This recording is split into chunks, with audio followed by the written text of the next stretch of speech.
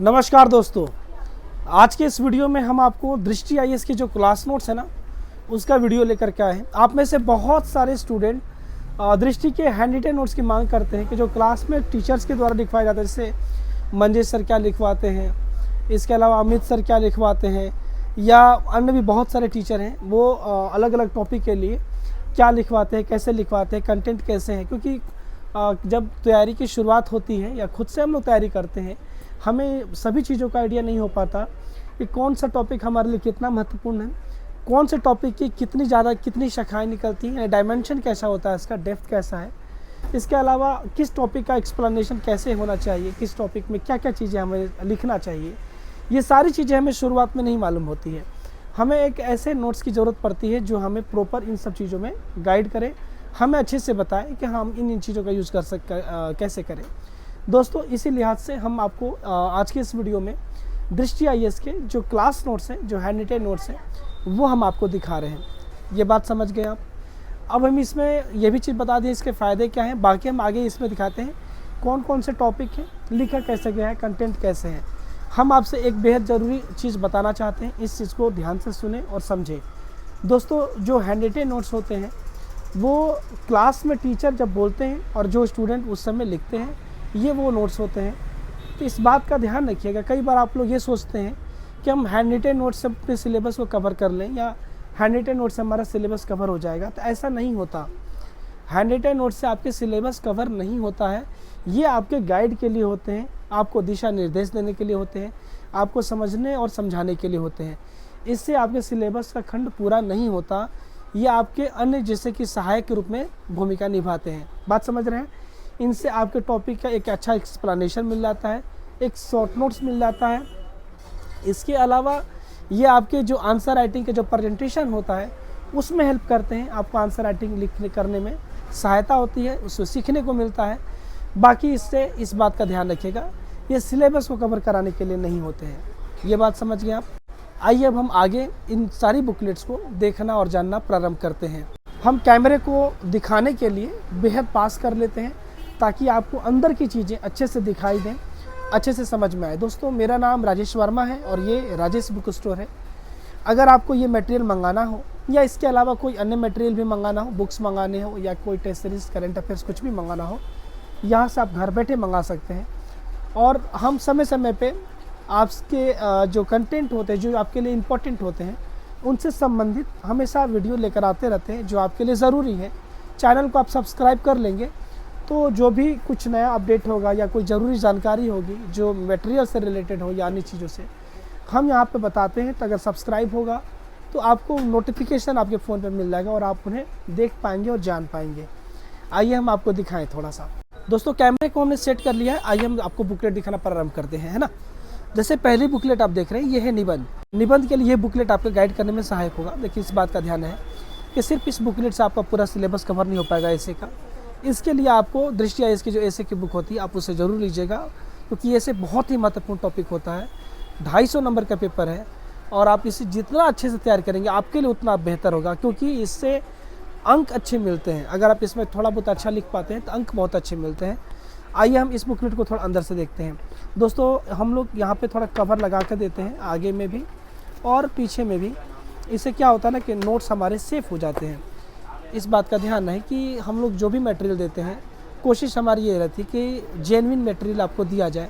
आप जानते हैं यहाँ के बारे में, आप लोगों ने अगर मंगाया है तो आप जानते होंगे कि हम लोग मटेरियल जेन्युइन देने की कोशिश करते हैं कि जितना बेहतर हो सके वो दिया जाए। कंटेंट भी ऑथेंटिक हो और क्वालिटी बेहतर हो। ऐसा ना हो कि रेट को कम करने के चक्कर में होता है, रेट को सस्ता बताने या दिखाने के लिए सस्ते पेपर प्रिंट को यूज़ किया जाता है, या लेटर के साइज़ को छोटा कर दिया जाता है, या जो पेज है, जो कवर है, वो सब नहीं लगा करके नॉर्मल पेज में दिया जाता है। इससे क्या होता है, रेट कम तो हो जाता है पर वो टिकाऊ नहीं होते हैं और कई बार कंटेंट भी ऑथेंटिक नहीं होते हैं। तो ये सब चीज़ें यहाँ नहीं होती हैं, आप निश्चिंत रहिएगा। आइए अंदर से देखिए हम लोग। जैसे ऐसे में जो महत्वपूर्ण टॉपिक आपके लिए हो सकते हैं, उनमें से कुछ महत्वपूर्ण टॉपिक आपके सामने लिख दिए गए हैं। इनसे रिलेटेड आपको अंदर में ऐसे भी दिखाया गया होगा। जैसे ये भारत चीन तनाव का भारत पर प्रभाव, चुनौतियाँ तथा सुझाव, भारत नेपाल रिश्तों के नए आयाम, इनसे रिलेटेड आपके एग्ज़ाम में अगर ऐसे पूछे जाए तो आप उसका फ्रेमिंग कैसे कर सकते हैं, देखिए ऐसे में फ्रेमिंग सबसे ज़रूरी चीज़ होती है, पहले फ्रेमिंग ही की जाती है। भारत चीन तनाव का भारत पर प्रभाव, चुनौती तथा सुझाव, जो आपने पहले विषय सूची देखी उसमें से पहला विषय ये हो गया। अब एक प्रस्तावना बनाई गई, ठीक है ना, भारत चीन संबंध, भारत चीन तनाव के कारण, भारत चीन तनाव का भारत पर प्रभाव, भारत के समक्ष चुनौतियाँ, सामरिक, कूटनीतिक और आर्थिक सुझाव और निष्कर्ष। ये आपके मन में एक फ्रेमिंग बननी चाहिए। एक फ्रेम, जैसे ही आपने ये ऐसे देखा, तुरंत आपके सामने ये सारे बिंदु आपके दिमाग में आ जाने चाहिए और आप एक जगह से यानी प्रस्तावना से स्टार्ट करेंगे और सारी चीज़ों को धीरे धीरे लिखना प्रारंभ करेंगे। राइटिंग बहुत ही अच्छी है जिस स्टूडेंट ने भी लिखा है, आप देख सकते हैं। तो ये कंटेंट है, ये आपका ऐसे है। अभी ये पहला ऐसे ही चल रहा है, यहाँ पर आपका ऐसे ख़त्म हुआ और अब आगे जा कर के आपको आगे के ऐसे देखने को मिल रहे हैं। तो आप देख सकते हैं इस तरह से आपको इसमें ऐसे लिखने की शैली सिखाई जाएगी, बताया गया है कैसे आप लिख सकते हैं। इससे बहुत कुछ सीखने को मिलेगा।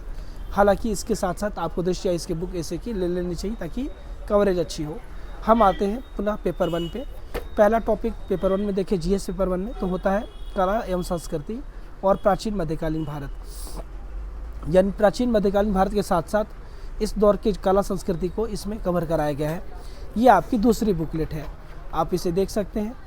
ये आपका 22/4/2023 इस समय ये क्लास चल रही थी। जानते हैं आपकी यूपीएससी की जो फंडामेंटल की जो क्लासेस होती हैं ये तकरीबन 2 साल चलती हैं, है ना।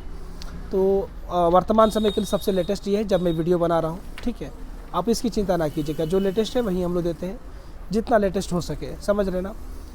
तो आगे बढ़ते हैं। यह प्राचीन भारत की संस्कृति का क्रमिक विकास, इस तरह से आपको एक समय से एक सीधी लाइन में चीज़ों को प्रेजेंट किया गया है और आप देख सकते हैं कितनी ही बढ़िया ढंग से प्रेजेंटेशन है इसका।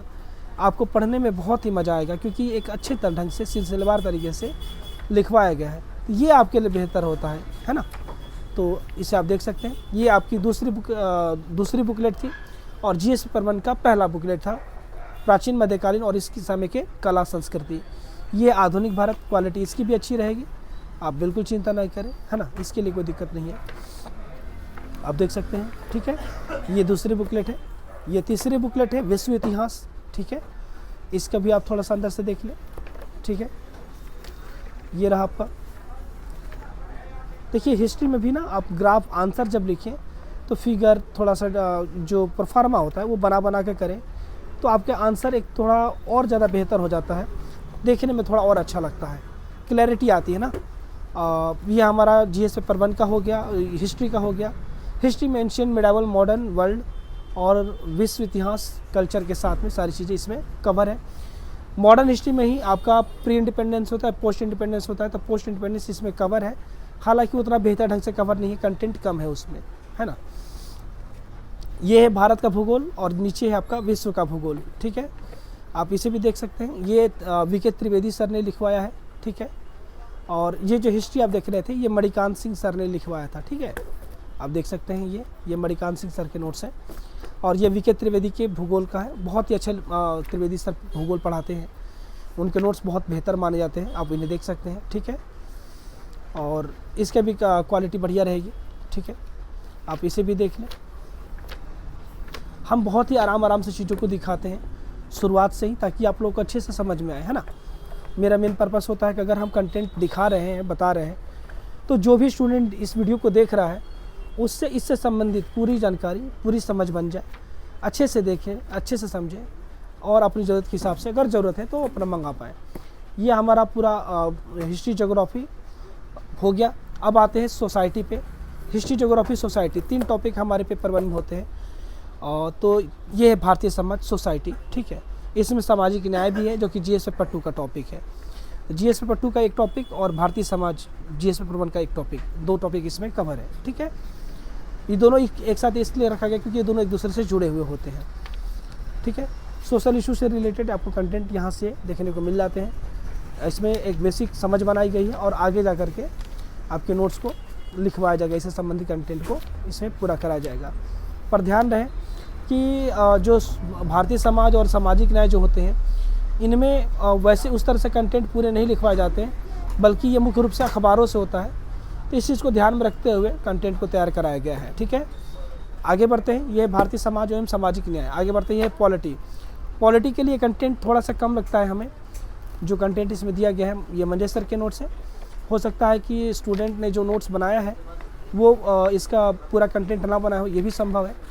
तो जो हमें प्राप्त हो पाया है पॉलिटी के लिए वो इतना ही प्राप्त हुआ है, ठीक है ना। आप देख सकते हैं जो बात है हम आपको बता कर समझाएंगे अच्छे से। ऐसा कुछ नहीं है कि कोई भी गलत सूचना दी जाए, निश्चिंत रहिएगा, यहाँ पर वो सब चीज़ें नहीं होती है। अब जैसे आर्थिक आधार पर आरक्षण है ना, ये मामला भी अभी चल रहा है करंट में, और ये आपके आर्टिकल 15 का जो 6 है उसमें ये सब चीज़ें ऑलरेडी दी गई हैं। ये आप मूल अधिकार में पढ़ेंगे, मूल अधिकार से रिलेटेड ये कंटेंट है आपका, और इसमें मेंस में खास करके डिबेट से रिलेटेड क्वेश्चन पूछ लिए जाते हैं, इसलिए ये थोड़ा सा महत्वपूर्ण होता है, ठीक है। तो ये पॉलिटी हो गया, मंजेश सर के नोट्स है पॉलिटी के लिए। ये आपके गवर्नेंस का नोट्स आप देख सकते हैं, अंदर से इसको भी दिखा देते हैं। ये कुछ इस प्रकार से है। अब हम थोड़ा सा फटाफट देखेंगे क्योंकि फिर वीडियो बहुत लंबा हो जाएगा ना। अब आगे बढ़ते हैं। ये है आपके IR के नोट्स को भी आप देख लीजिए।